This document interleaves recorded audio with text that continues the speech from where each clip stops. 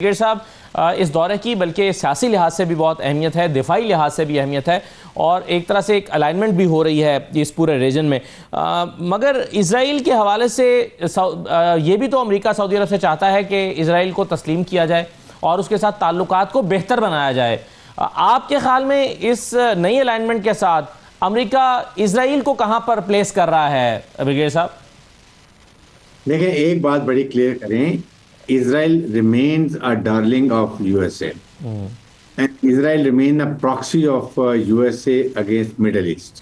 ये बड़ी क्लियर में बात होनी चाहिए और वो बहुत प्लान करके आए हैं। दे वांट के सऊदी अरब और middle eastern countries finally Israel को एक्सेप्ट करें। और मेरे ख्याल में ट्रंप इज वर्किंग कि किस तरीके से पैलेस्टाइन को एक स्टेट छोटी सी दी जाए, जाके वो फेस सेविंग के लिए सऊदी अरब में भी ये कहा हुआ है कि जी जब तक 2 स्टेट्स नहीं बनती हैं हम इसराइल को एक्सेप्ट नहीं करेंगे। और इन लाइन बाकी कंट्री में इस्लामिक कंट्री जितने भी हैं देर वेटिंग है, पैलेस्टाइन इशू खत्म होगा तो हम करेंगे। ये तो बड़ी और आई एम श्योर कि ये they have discuss in detail और मेरे ख्याल में उन्होंने काफ़ी कन्विंस किया होगा मोहम्मद इरफान को कि आप इसके ऊपर सोचें और हम we are finding a solution कि कैसे 2 स्टेट की बात की जाए। नंबर 2 देखें, एक ईरान को अमेरिका कभी भी कमजोर नहीं करेगा, प्लीज बी क्लियर। अगर ईरान कमजोर हो जाएगा मींस कि मिडिल ईस्ट को वो कैसे अपना वॉर मशीनरी बेचेगा। उन्होंने यही किया हुआ है कि ईरान को हवा क्लियर डराया हुआ है, न्यूक्लियर वेपन्स की बात की जबकि ईरान नहीं बना रहा। इसी गार्ड में आपके सामने तकरीबन $150 बिलियन का जो है अभी कतर वेपन एमुनिशन ले रहा है, $200 बिलियन के करीब जो है वो सऊदी अरब ले रहा है, 600 बिलियन की बाकी इकोनॉमिक डील हुई है जिसमें communication so many things are there. UAE को कोई थ्रेट नहीं है, वो 25-30-50 बिलियन डॉलर का ले रहे हैं, बाकी अरब ममालिक ले रहे हैं।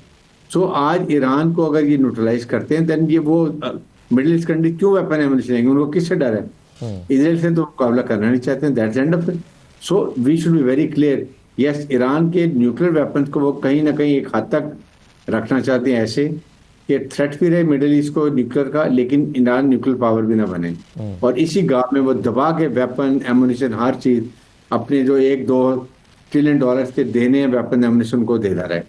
ये ट्रम्प की पॉलिसी है और Trump is going very successfully doing all this thing. Likewise इसके आई एम श्योर कि इसमें पाकिस्तान की बात हुई होगी कि पाकिस्तान की ईरान को इंडिया के स्टैंड अप उस पर बात हुई होगी कि जी अभी वो ही ऑल्सो वांट कि दे हैव रियलाइज्ड कि कश्मीर रिमेन्ड अ न्यूक्लियर फ्लैश पॉइंट, जो पाकिस्तान हमेशा कहता रहा और अभी पाकिस्तान ने ये सबको रियलाइज करा दिया कि Kashmir remain a nuclear flash point.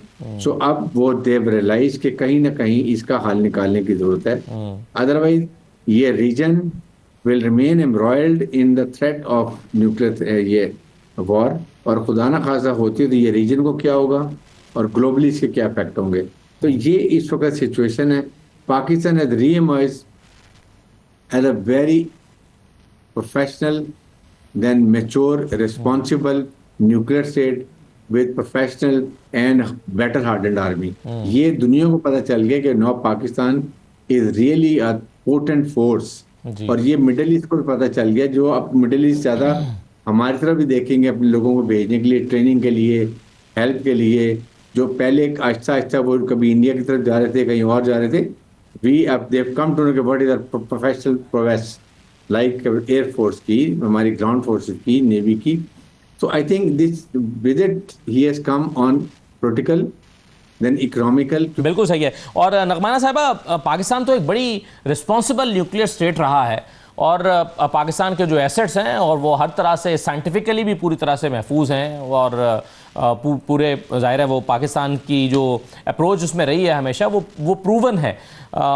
लेकिन राजनाथ सिंह का ये कहना कि आईएई की निगरानी में दे देना चाहिए, आपके ख्याल में ये क्यों कहा गया और जो रिस्पांस पाकिस्तान की तरफ से आया है वो कैसा है? और जयशंकर की स्टेटमेंट को आप किस तरह से देखती हैं जिसमें वो कहते हैं कि जी क्रॉस बॉर्डर टेररिज्म खत्म नहीं होगी तो फिर पानी का मसला भी हल नहीं होगा?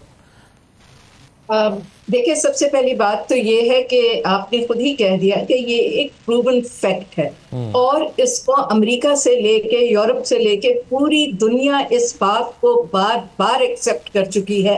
हालांकि बहुत प्रोपेगेंडा पहले मचाया था कि जी यहाँ तो एक्सट्रीमिज्म है और यहाँ पे टेररिज्म है और ये तालिबान के हाथ में चले जाएंगे न्यूक्लियर वेपन्स और तबाही आ जाएगी। लेकिन उसके बाद हमने बहुत मेहनत की है और हमने अपना नैरेटिव बहुत अच्छा बिल्ड किया है और कॉन्स्टेंटली जो IAEA के लोग हैं वो आते भी रहते हैं और सारी दुनिया ने इसको एक्सेप्ट किया इंक्लूडिंग द US के हमारे जो सेफ्टी मेजर्स हैं, जो कंट्रोल मेजर्स हैं, वो बहुत सिक्योर हैं। और उसकी बनिस्बत अगर आप इंडिया से कंपेयर करें तो देखें उनके बाजारों में तो आपने देखा कि लोग यूरेनियम भी बेच रहे थे, उनके बाजारों में तो सेंट्रीफ्यूजेस भी जो हैं वो बिके हैं और उनके यहाँ लीकेजेस भी हुई हैं। तो इंडिया के तो बहुत ज्यादा सेफ्टी और सिक्योरिटी और कंट्रोल मेजर्स के ऊपर क्वेश्चन मार्क्स है। तो जयशंकर साहब ठीक है, वो कहते हैं ना गोंगलुओं तो मिट्टी छंडना, तो वो तो इस वक्त गोंगलुओं पे से मिट्टी छाड़ है।